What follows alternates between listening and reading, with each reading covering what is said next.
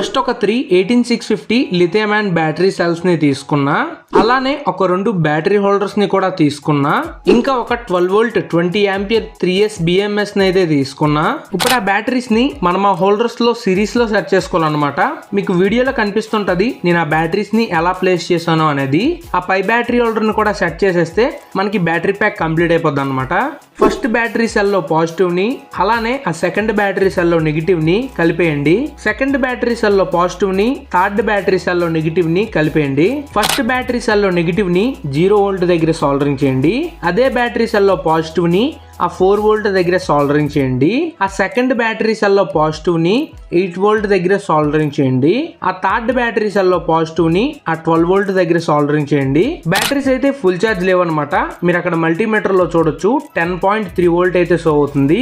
మీకు ఈ వీడియో కనుక నచ్చినట్లయితే లైక్ చేసి మన ఛానల్ ని సబ్స్క్రైబ్ చేయడం మర్చిపోకండి.